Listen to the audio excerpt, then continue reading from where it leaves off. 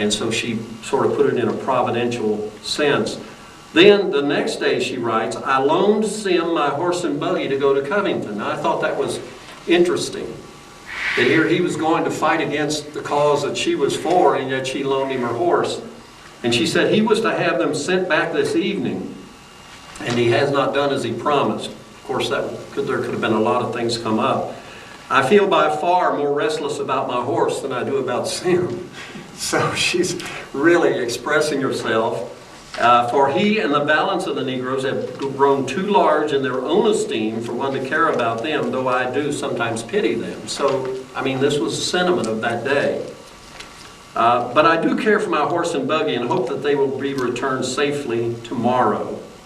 I've spent a good deal of my life and all of my money raising Negroes for old Lincoln to take them away at his pleasure. But the truth is, and I know it is strange but true, that although I and two of my brothers will be left dependent, or nearly so if our Negroes are taken, yet I cannot care about it. The idea of losing our independence as a nation and having the abolitionists to lord it over us is what seems unbearable and causes a perfect writhing of my heartstrings. Later on, Sim, after the war was over, he stayed in Covington. He took the Bristow name. And he did write to Mary and to the family after she died. He wrote to the family up to 1902. So you can see that, you know, in some cases there was a real bond between the slaves, or the former slaves, and their masters. She talks about December the 25th, 1865, and this is when the emancipation, or when the 13th Amendment went into effect. Lincoln had actually emancipated slaves in 1862, but he only emancipated them in states that were in rebellion. Kentucky was not in rebellion, so no slave came under that. But they knew that and felt like Lincoln's sentiment was favorable toward them. And so they very much favored Lincoln. But northern Kentucky, or no part of Kentucky, was affected by the Emancipation Proclamation. Another kinfolk is a man named Leonard Stevens. And he was an army man. He actually lived in Kenton County for a while, and then in Florence. He actually was very instrumental in the establishment of the Florence Baptist Church. I thought for a while he was a minister, but when they did their history, we found out he wasn't.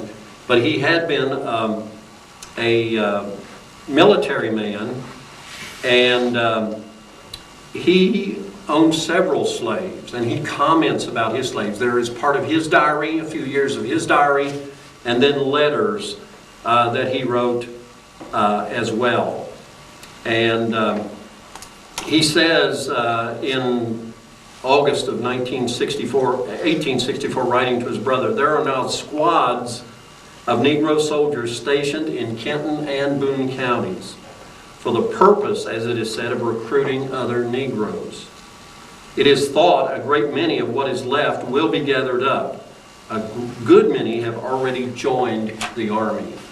So you can see life is a lot different than we sometimes get the picture of. You know, it's just maybe a master standing over a person. There was a lot of interplay. At the time of the war, some of the blacks went off to war to fight for the Union cause, of course, but there wasn't a lot of animosity and there wasn't a lot of resistance, even on the part of their masters. If they were drafted, then they would allow them to go. Aunt Polly, or Mary Bristow, reported about the federal troops that were stationed in Boone County. They came to Union, and the old Sardis Church was behind where the veterinarian's office is now, over across the creek. And she reports that the army had come there and camped all around the church. And she was afraid they were going to burn the church down, because some of the members of the church were slaveholders. She reports later that the officers used the building to sleep in. They cooked the cattle that they took from the farmers. They cooked that outside. They didn't burn the building down, and when they left, she was very relieved that the building was still standing there. So it was real personal. You know, this was so close to the border. I have found from reading some other accounts and here that generally, as a general rule, the slaves were treated a little better here, although it was a horrible system. To be sure, they were treated better here because the river was so close. From the furthest point in Boone County, it's about, 10 to 12 miles to the river. And so they could abscond, as they described it, pretty easily. And so, knowing that they were that close to the river, and the river wasn't that wide or that deep at that time, they generally treated them better. There are some reports of, and some of the church records bear this out, the blacks would fight among themselves, sometimes beat each other up, sometimes steal from each other, and that would be brought before the church, and they would have hearings on that. In the Big Bone Baptist Church, old minutes, there's a report of Samuel Huey, his slave attempted to poison him.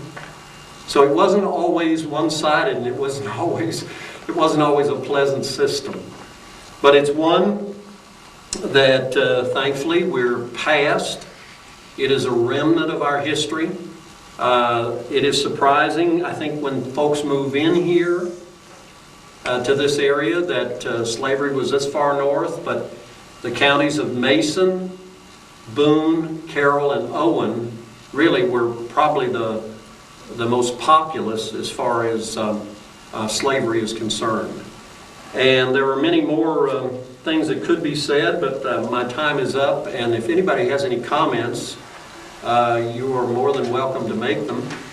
I don't know that I could answer a lot of questions, but I hope that maybe we understand a little bit better some of the resources that we have and some of the conditions that our ancestors had when they lived here about 2 centuries ago, a century and a half ago. All right, thank you for your attention. Anyone have any questions or comments? Okay.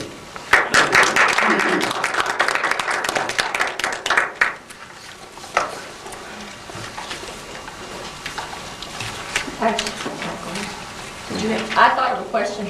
Okay. About that woman Letty.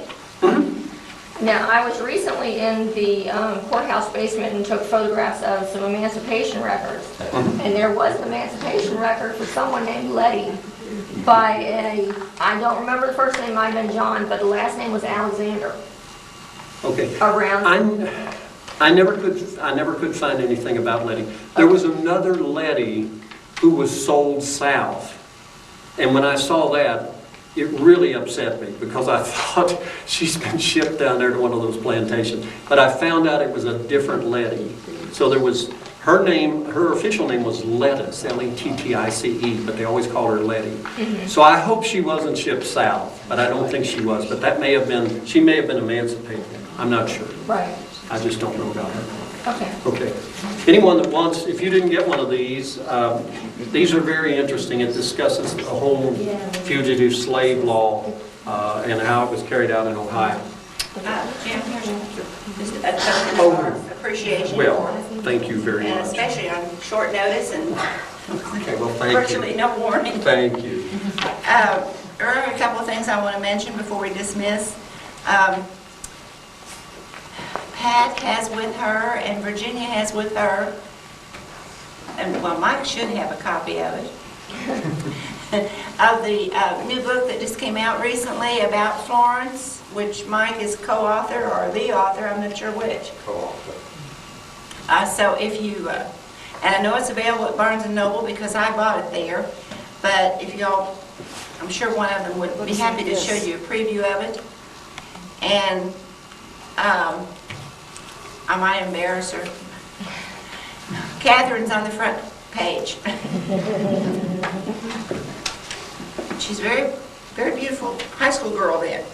Okay, one other thing I'll share with you quickly. When the board met earlier, the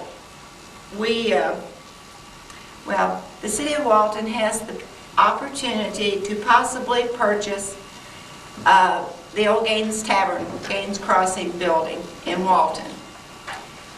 Are all of you familiar with what and where that is? Well, it's circa 1814, one of the oldest, most historical buildings in Boone County, and it is being offered for sale.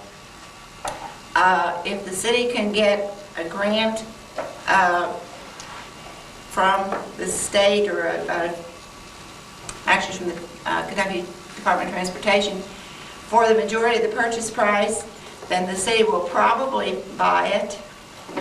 And we, as the board, has discussed what we can do to participate in this, and we're going to send them a letter of support and go from there. But it may be our opportunity for our long wished for spot to keep some of our records in our historical archives. So, but it's not official until the state gives the city the money. You all know how that goes.